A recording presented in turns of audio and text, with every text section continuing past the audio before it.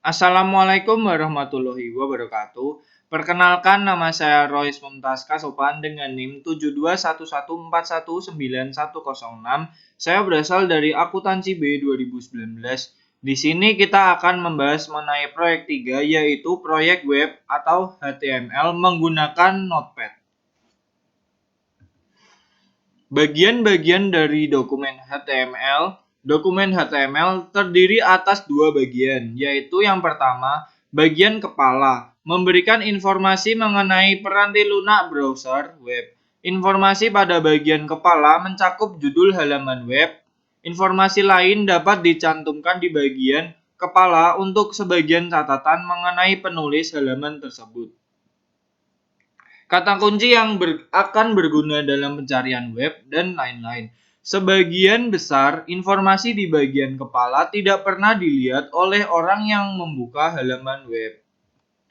Yang kedua, bagian tubuh, memberitahu apa yang akan dilihat oleh pengguna di layar.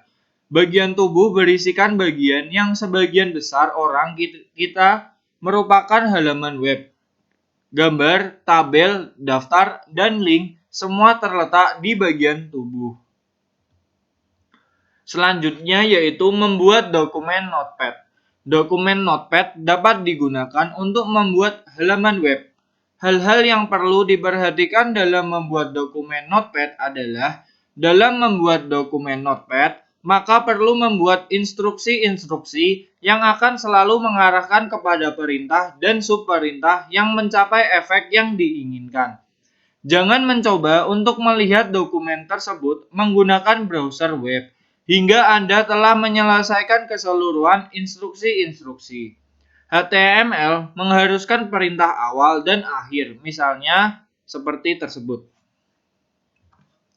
Selanjutnya, dalam HTML, perintah dapat berbentuk huruf besar ataupun huruf kecil, sehingga tidak masalah jika memasukkan kode HTML dalam huruf besar maupun huruf kecil. Selanjutnya yaitu membuat tabel di HTML memang sederhana, tetapi membutuhkan banyak ketelitian. Anda bukan saja harus menentukan awal dan akhir tabel, tetapi juga masing-masing baris dan sel data.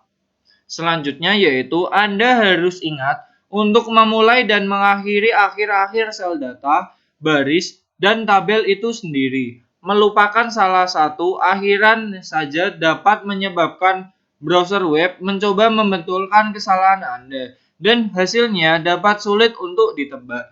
Jadi, berhati-hatilah saat memasukkan kode HTML ke dalam dokumen Notepad.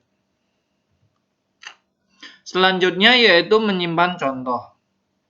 Anda harus menyimpan dokumen ini sebagai file HTML. Default dokumen ini di Notepad adalah dokumen teks dan ekstensi file .txt. Akan ditambahkan secara otomatis pada nama file. Jika file tersebut disimpan dalam bentuk teks, browser web tidak akan menerjemahkan dokumen teks. Selanjutnya yaitu melihat halaman web.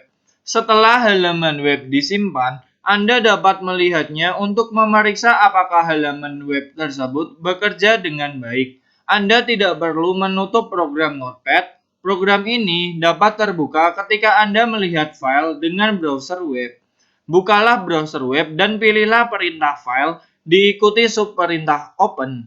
Ketikkan nama file atau browser untuk menemukan dan klik tombol OK. Halaman web akan muncul pada browser lain. Selanjutnya yaitu kelebihan penggunaan Notepad. Yang pertama, kode yang dibuat efisien. Yang kedua, manajer lebih memahami bagaimana halaman web bekerja. Selanjutnya yaitu kekurangan penggunaan Notepad. Yang pertama, keharusan untuk mempelajari perintah-perintah HTML dan proses pembuatan kode. Dan yang terakhir, pengodean di Notepad memakan banyak waktu. Sekian presentasi dari saya, kurang lebihnya mohon maaf. Wassalamualaikum warahmatullahi wabarakatuh.